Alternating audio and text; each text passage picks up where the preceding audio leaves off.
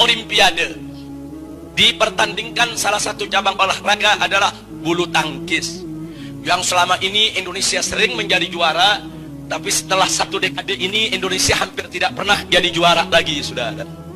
Nah, kemudian berperanlah media, saudara. Berperanlah media bagaimana memberikan sokongan, dukungan supaya bulu tangkis ini kita bangkit lagi, saudara. Mendorong kanan, dorong kiri, dorong kepala negara, dorong menterinya untuk punya perhatian kepada perbulu tangkisan.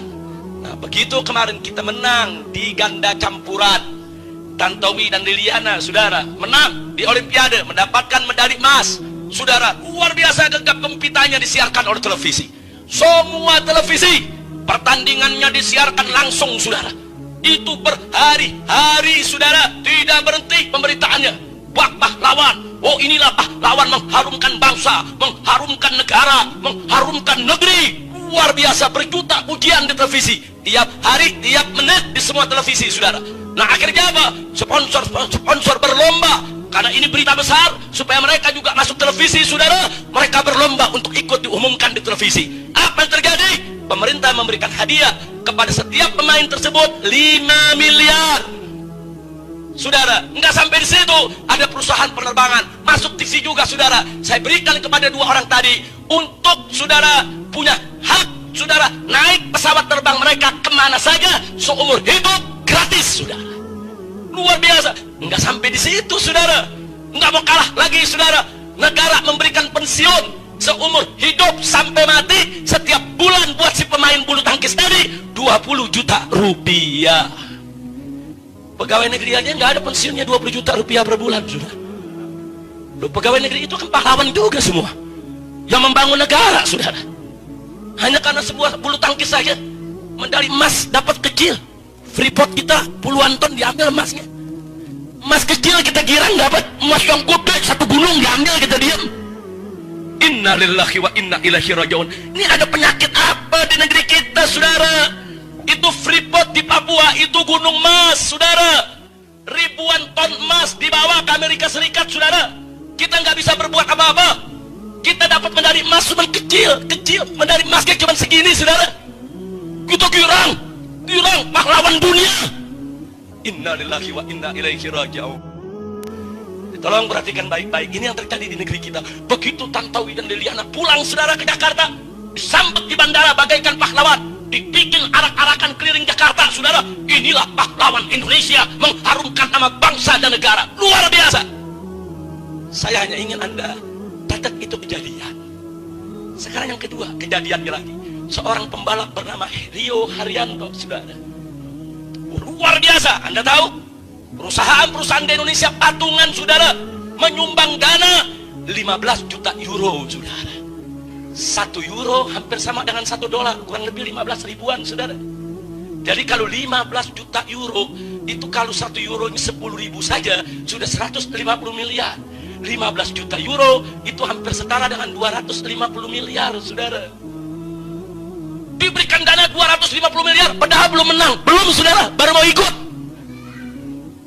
250 miliar disediakan dana, saudara. Tiap hari disiarkan di televisi. Rio pembalap Indonesia, Rio manusia tercepat Indonesia, Rio pahlawan Indonesia. Luar biasa.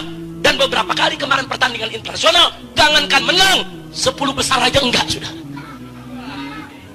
Tapi ratusan miliar sudah diberikan. Dan saya bisa bayangkan, andai kata besok Rio menang, saudara, dia bisa mendapatkan lebih dahsyat daripada didapatkan oleh pebulu tangkis tadi, saudara. Ini fakta, bukan fitnah, saudara. Kira-kira jelas? Jelas? Nah, sekarang saya mau cerita fakta ketiga, saudara. Ada seorang anak Indonesia asli, pribumi. Umurnya 7 tahun. Ngomongnya masih cadel, saudara. Tapi sudah hafal Quran 30 juz. Dan kalau dia baca Quran 30 juz, saudara, cadelnya nggak ada, saudara. Tapi kalau ngomong nih cadel, saudara. Luar biasa. Negara nggak tahu menau, saudara. Bagaimana cara dia menghafalnya, bagaimana dididiknya. Musa diikut sertakan dalam musabaqah tilawatil Quran internasional di Mesir, saudara. Lawannya anak-anak 10 tahun ke atas. Cuman Musa yang usianya 7 tahun, saudara. Dan Musa berhasil menjadi juara 3 hafal Al-Quran 30 juz sedunia. Itu juara 3 karena lawannya 10 tahun ke atas. Tapi kalau bicara usia 7 tahun, saat ini Musa adalah, saudara, juara pertama dunia di umur 7 tahun yang hafal Al-Quran 30 juz. Dan waktu dia ikut musabaqah, dia pakai baju batik khas Indonesia, saudara. Dia ingin tunjukkan ke dunia, saya ini anak Indonesia. Siapa bilang anak Indonesia tidak bisa hafal Quran? Saya ini anak Indonesia. Siapa bilang anak Indonesia tidak mampu mengasih Al-Quran 30 juz? Saudara, 7 tahun. Anda tahu setelah musabaqah tersebut, saudara, seluruh ratusan peserta musabaqah rame-rame nyiumi Musa, saudara. Mereka kagum sampai Presiden Mesir memberikan hadiah penghargaan. Lalu dari Indonesia mana? Dari pemerintah kita mana? Ada stasiun-stasiun TV yang menyiarkan, cuman TV One, cuman sekali, cuman cuplikan dikit, maaf, kayak orang ngupil sebentar. Udah beritanya segitu doang, saudara. Setelah itu nggak lagi diekspos, saudara. Yang ramekan di medsos, saudara. Di medsos kita angkat rame-rame, saudara. Tapi di media-media mainstream, saudara, yang memang sejak awal sudah memberikan frame jelek untuk umat Islam, saudara, mereka nggak menyiarkan Gagak Gempita. Makanya presiden nggak tertarik, wakil presiden nggak tertarik, karena nggak ada beritanya di TV, saudara. Kenapa pebulu tangkis baru main bulu tangkis begitu aja dapat 5 miliar, saudara? Bahkan dapat pensiun 20 juta per bulan seumur hidup. Maskapai penerbangan memberikan tiket seumur hidup. Lalu mana untuk Musa? Ada memberikan 5 miliar, ada memberikan tiket untuk seumur hidup, ada memberikan Musa ini, saudara, untuk sekolahnya dijamin beasiswa sampai lulus kuliah nanti. Tidak ada. Masya Allah. Ada apa dengan republik ini, saudara? Ada apa? Pebulu tangkis Gagak Gempita kita anggap sebagai pahlawan. Pembalap motor belum menang-menang udah dianggap pahlawan. Ini, saudara, Musa mengharumkan nama bangsa. Betul. Mengharumkan nama negara. Betul. Saudara, saat ini seluruh dunia Islam terkagum-kagum. Ulama-ulama di seluruh dunia memuji-muji Indonesia, saudara. Yang dipuji negara kita, yang dipuji bangsa kita. Ada satu anak dari pulau kecil di Bangka sana, dari kampung, saudara, bisa hafal Quran 30 juz dengan lancar dalam usia 7 tahun. Subhanallah. Ini yang mengharumkan nama bangsa, ini yang mengharumkan nama negara, ini yang mengharumkan kita semua. Bukan bulu tangkis, bukan balapan, saudara, tapi ini yang menjadikan Indonesia dikagumi di seluruh dunia Islam, saudara. Sallu ala Nabi. Jadi saya hanya ingin memberikan fakta. Yuk sama-sama kita merenung. Yang saya ingin ajak merenung adalah apa sih yang sedang terjadi di negeri kita sebetulnya? Ada apa sih di negeri kita kok begitu? Ada apa sebetulnya? Apa udah rusak betul moral kita?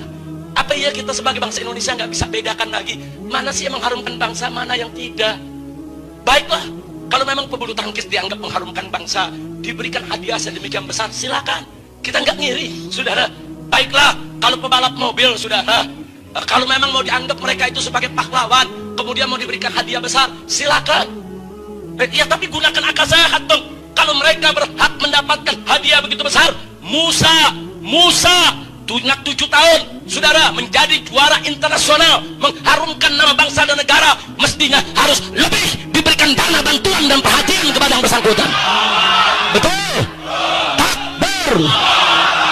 Mestinya pemerintah mulai menengok, melirik. Kenapa bisa ada Musa? Oh, ada gurunya. Di mana gurunya? Oh, ada pesantrennya yang mendidik Musa bisa hafal Al-Quran 30 juz dalam usia 7 tahun. Kalau begitu, pemerintah mesti melek dong. Lihat itu pesantren-pesantren, lihat itu ma'had-ma'had, lihat itu lembaga-lembaga tahfiz Al-Quran. Dibantu dong, disokong dong, supaya besok lahir Musa yang lainnya dari Indonesia, saudara.